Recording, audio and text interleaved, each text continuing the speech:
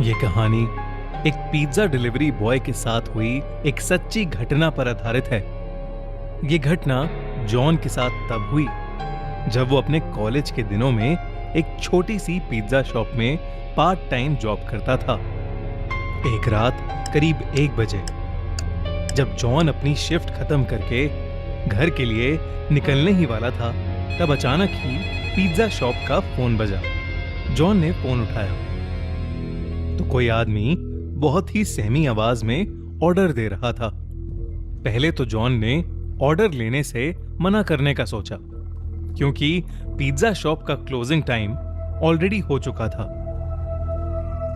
मगर जब उस आदमी ने 4 लार्ज साइज पिज्जा ऑर्डर किए तो जॉन ने ऑर्डर ले लिया, क्योंकि अक्सर बड़े ऑर्डर पर एक अच्छी खासी टिप भी मिलती थी और जॉन को पैसों की जरूरत भी थी।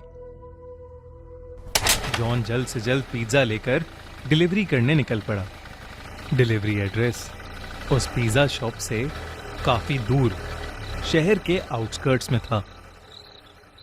देर रात हो चुकी थी और वो रास्ता भी काफी सुनसान था। सड़क कच्ची थी और उसके दोनों तरफ बहुत सारे जंगली पेड़ पौधे थे। रास्ते में कोई स्ट्रीट लाइट भी नहीं जल रही थी, जिसकी वजह से वहां अंधेरा ही अंधेरा था। कुछ और देर की ड्राइविंग के बाद जॉन उस एड्रेस पर पहुंच गया। वो एक बहुत ही पुराने दिखने वाले अजीब से घर के सामने खड़ा था। वो घर फॉरेस्ट एरिया के अंदर था और उस घर की कोई भी लाइट नहीं जल रही थी, बल्कि आसपास कुछ हलचल भी नहीं थी। बिल्कुल ऐसा लग रहा था कि जैसे वो घर सालों से वीरान पड़ा है और उस घर में कोई रहता ही ना हो। जॉन उस घर को देखकर थोड़ा घबरा रहा था, इसलिए उसने अपने मैनेजर को कॉल किया। वो अपने मैनेजर को वो सिचुएशन एक्सप्लेन करके वहां से वापस चले जाना चाहता था, लेकिन उसके मैनेजर ने फोन ही नहीं उठाया। जॉन अगर बिना मैनेजर को बताए वो चारों पिज्जा वापस ले जाता तो उसका मैनेजर उससे बहुत ज्यादा गुस्सा हो जाता और उसकी सैलरी भी काट लेता। इसलिए जब बार बार कॉल करने पर भी उसके मैनेजर ने फोन नहीं उठाया तो उसने एक बार उस घर के पास जाकर डिलीवरी ट्राई करने का मन बनाया। जॉन जैसे ही आगे बढ़ा, उस घर के अंदर की एक लाइट ऑन हो गई। जॉन को थोड़ा सा कॉन्फिडेंस आया कि शायद अंदर कोई है। उसने डोरबेल बजाई और जोर से कहा, पिज्जा डिलीवरी। मगर कुछ देर तक किसी ने दरवाजा नहीं खोला। जॉन ने फिर से बेल बजाई तो उसे अंदर से किसी के कदमों की आवाज आई, लेकिन फिर से किसी ने दरवाजा नहीं खोला। जॉन वापस जाने ही वाला था कि अचानक से वो दरवाजा अपने आप खुल गया। जॉन थोड़ा घबराया हुआ अंदर घुसा। हॉल में एक डिम सी लाइट जल रही थी और वहां कोई भी नहीं था। जॉन ने आवाज लगाई, हेलो, कोई है? प्लीज अपना पिज्जा ले लीजिए।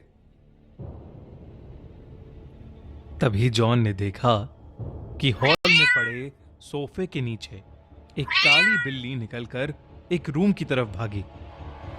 जैसे ही वो बिल्ली उस रूम में घुसी, उस रूम की लाइट्स और टीवी ऑन हो गया। साथ ही छोटे बच्चों की शैतानी करने की और हंसने की आवाज भी आने लगी। जॉन को लगा कि कोई शायद उसके साथ किसी किस्म का मजाक कर रहा है। वो गुस्से में उस रूम के अंदर गया। अगर आपको भी बिना डिग्री के सरकारी नौकरी चाहिए तो अभी। वहां 2 छोटी सी लड़कियां बैठी थी। वो दोनों वहां बेड पर बैठे बैठे जॉन को अजीब तरीके से घूरे जा रही थीं। जॉन उनसे कहने लगा कि वो कब से डोरबेल बजा रहा है और वो लोग हैं कि दरवाजा ही नहीं खोल रहे। जॉन उन पर गुस्सा कर रहा था, लेकिन वो दोनों फिर भी वहीं बैठी बिना कुछ बोले बस जॉन को घूरे जा रही थीं। जॉन ने फिर कहा, मैं पिज्जा देने आया हूं। तुम्हारे घर में कोई बड़ा है जिससे मैं पेमेंट ले सकूं? अचानक उन लड़कियों की आंखों का रंग सफेद पड़ गया और उनकी चुप्पी एक खतरनाक हंसी में बदल गई।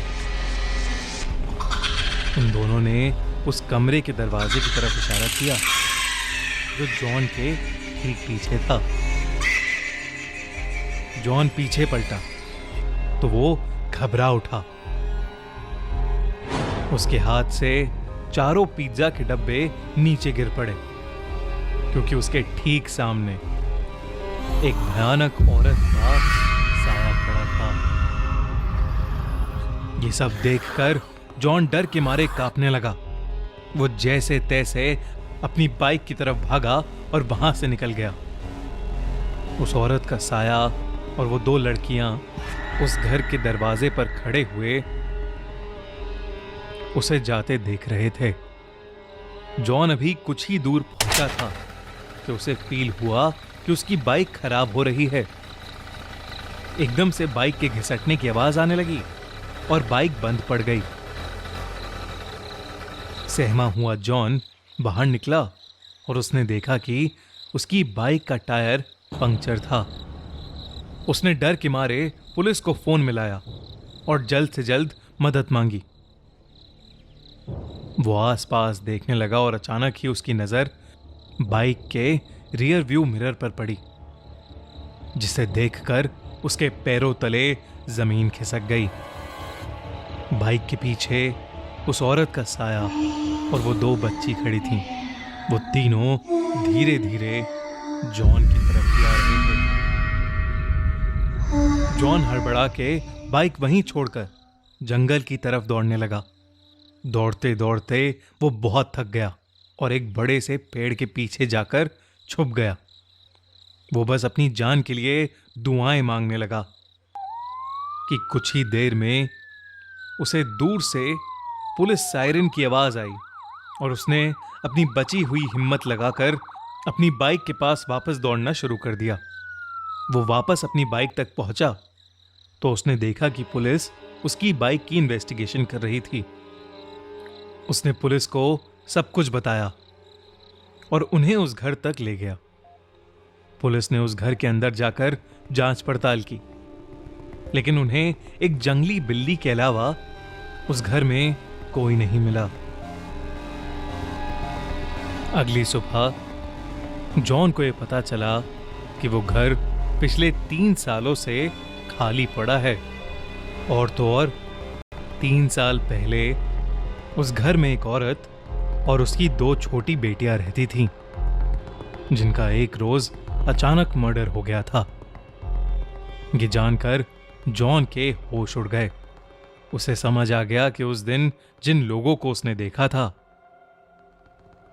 वो उस औरत और उसकी छोटी बच्चियों की आत्मा ही थी, जो शायद आज भी उस घर में कैद है।